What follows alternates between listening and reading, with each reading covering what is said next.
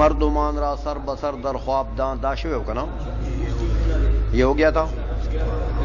آگے فرماتے آنکھ رنجانت ترا عذرش پذیر، وہ بندہ آنکھیں، وہ بندہ کہ رنجانت ترا، ہاں کہ تجھے تکلیف دیتا ہے، تجھے رنجیدہ کرتا ہے، تجھے رنج پہنچاتا ہے.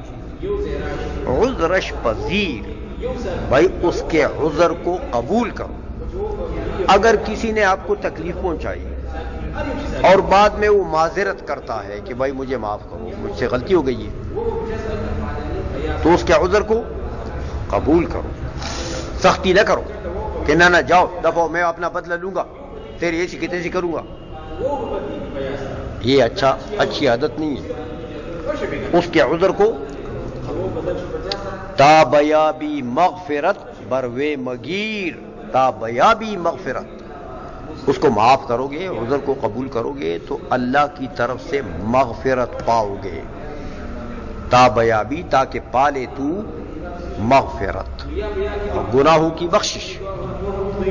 اللہ تبارک و تعالی وہ دیکھو تم نے اس کو معاف کیا، اس کا رب تجھے معاف کر دے گا، اس کا رب تجھے معاف کر دے گا.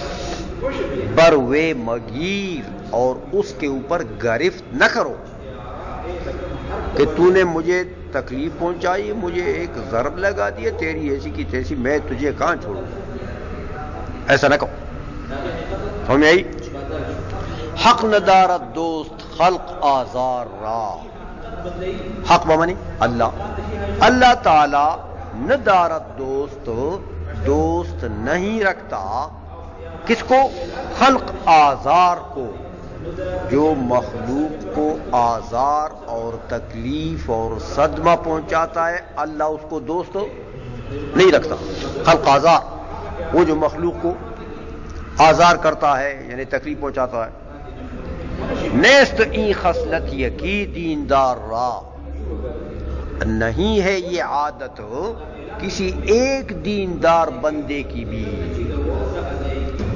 کسی ایک دیندار بندے کی یہ عادت نہیں ہے کہ لوگوں کو تکلیف پہنچائے.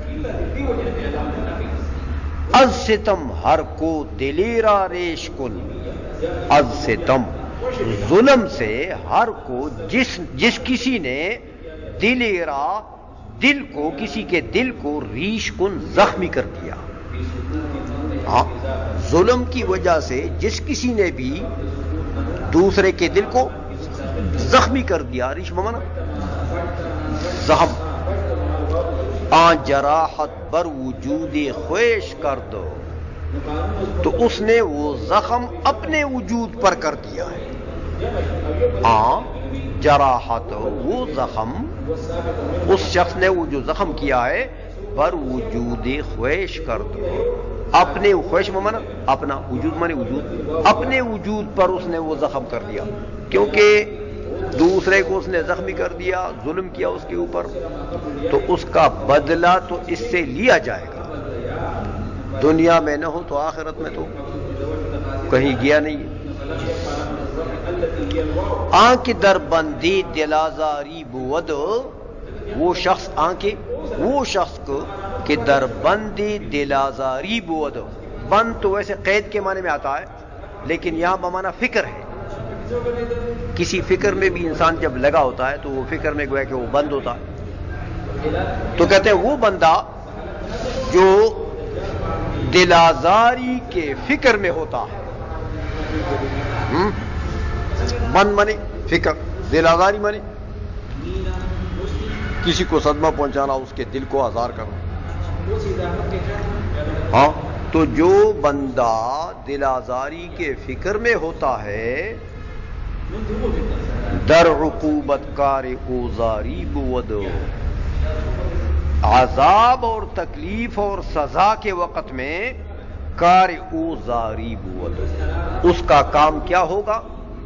زاری کرنا، منت سماجت کرنا یا رونا.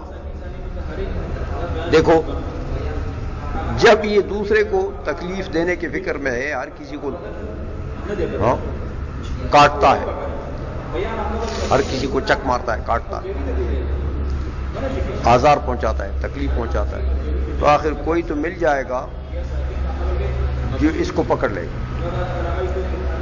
کہ تیری ایسی کی تیسی، تو نے مجھے کیوں تکلیف پہنچائی؟ تو اب وہ زوراور ہوگا، یہ کمزور ہوگا، اب یہ کیا کرے گا؟ جب پکڑا گیا تو اب یہ منت سماجت کرے گا نا کہ یار چھوڑ دو، مجھے معاف کر دو، یا پھر یہ روئے گا۔ تو جب سزا ملے گی اس کو تو سزا کے وقت میں اس کا کام یہی ہوگا، یا تو اس کی منت سماجت کرے گا یا پھر روئے گا۔ تو یہ انجام اچھا نہ ہوا نا، اس لیے بچنا چاہیے ایسے انجام سے۔ اے پسر قصدی دل آزاری مکن، اے بیٹے دل آزاری کا ارادہ نہ کرو۔ قصد مانا ارادہ، دل آزاری مانا کسی کے دل کو رنج پہنچانا، ہاں کسی کے دل کو رنج پہنچانے کا ارادہ مکن، نہ کرو۔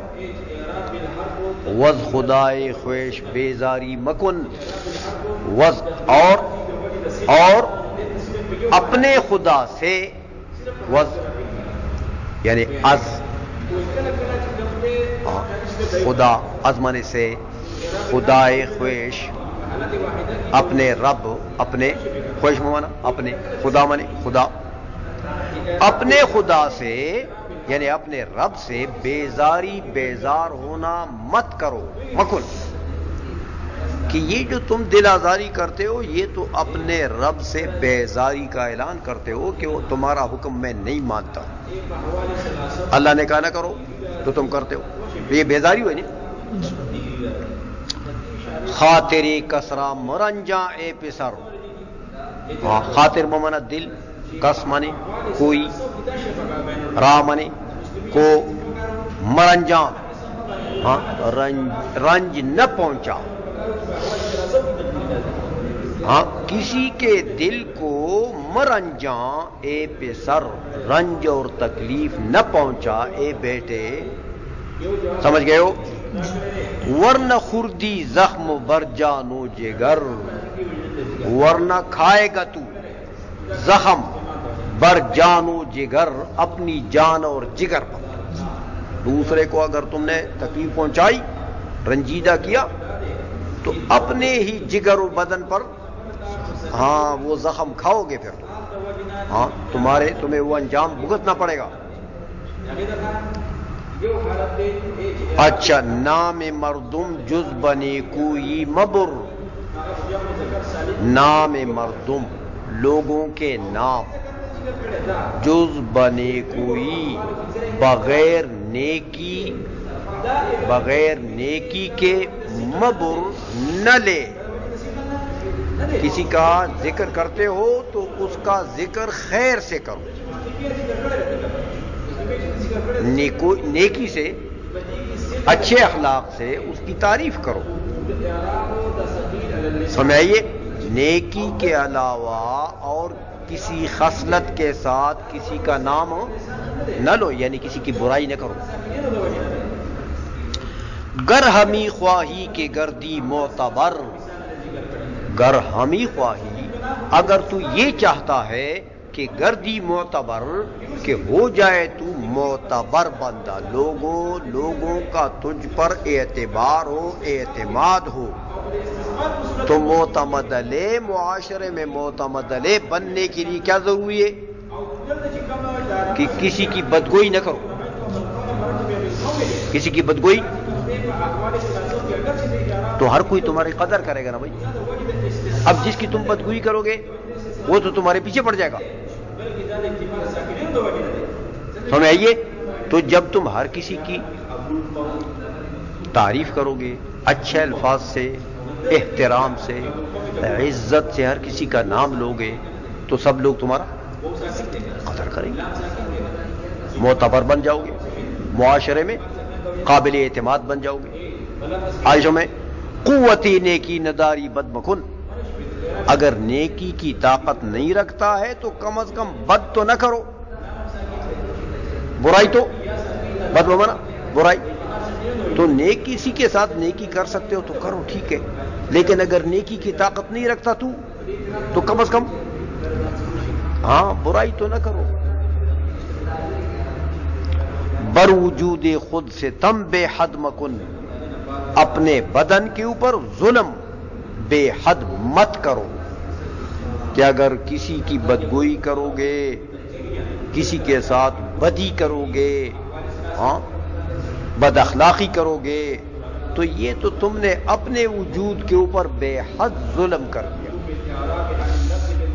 اپنی ذات کے اوپر بے حد ظلم کر دیا، کیونکہ تم نے اپنی عزت گرا دی۔ اب جب تم لوگوں کے ساتھ بدیاں کرتے ہو، وہ جن کے ساتھ بد اخلاقی کرتے ہو، بد زبانی کرتے ہو، کیا وہ لوگ اب تمہاری قدر کریں گے؟ تو تم نے تو اپنی عزت اپنے زبان سے خود ہی ختم کر دی، تو اپنے وجود کے اوپر، اپنے جان کے اوپر ظلم کر دیا تو نے کہ نہیں کیا؟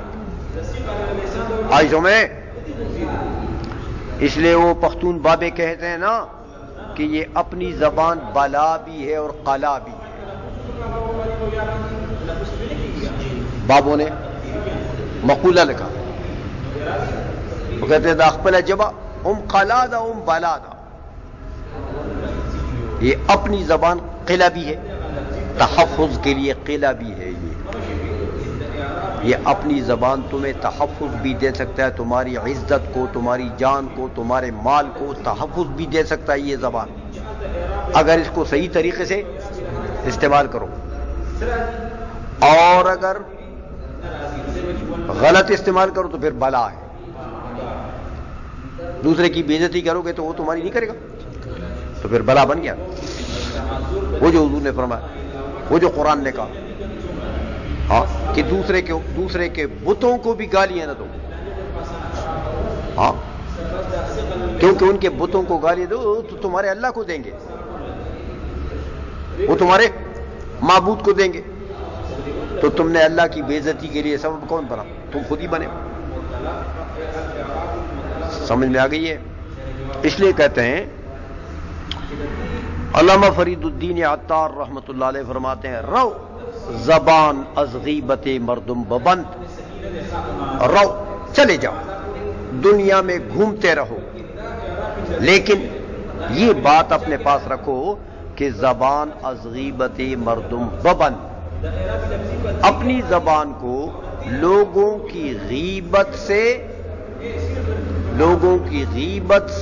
بند کر،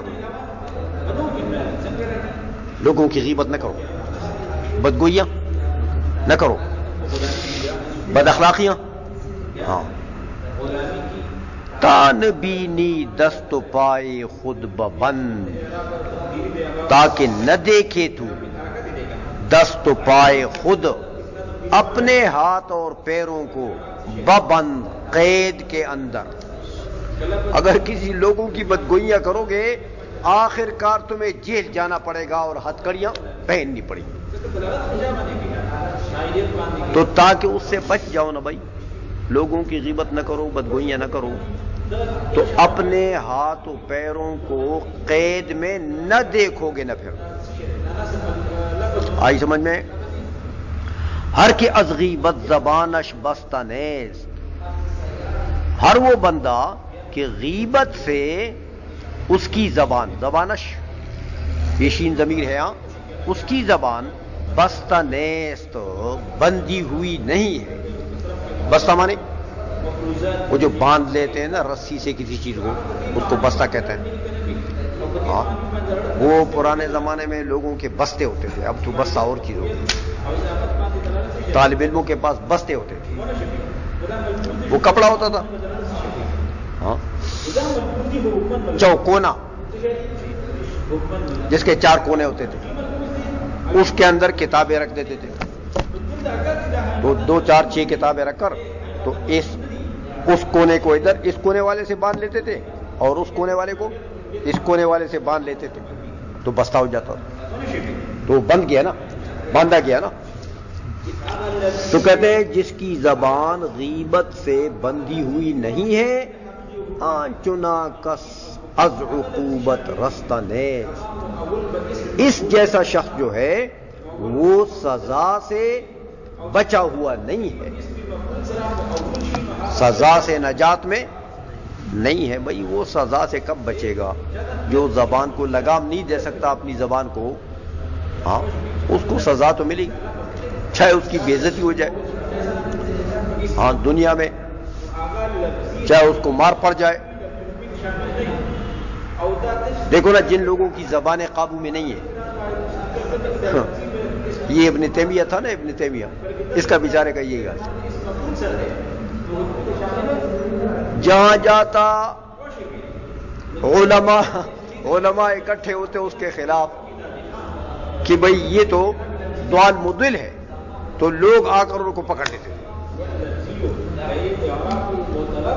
علماء کا فتویٰ لگ جاتا تو لوگ آ کر پکڑ لیتے تھے، مار بھی پڑتی اس بیچارے کو، جیل بھی جانا پڑا، ساری عمر تقریباً اس کی اس جیل میں گزری ہے، کبھی ادھر جیل میں، کبھی ادھر جیل میں، کبھی ادھر سے بھاگا دوسرے ملک میں گیا، ادھر جیل میں پڑ گیا، دوسرے ملک میں چلا گیا، وہاں جیل میں پڑ گیا، سمجھ آئیے؟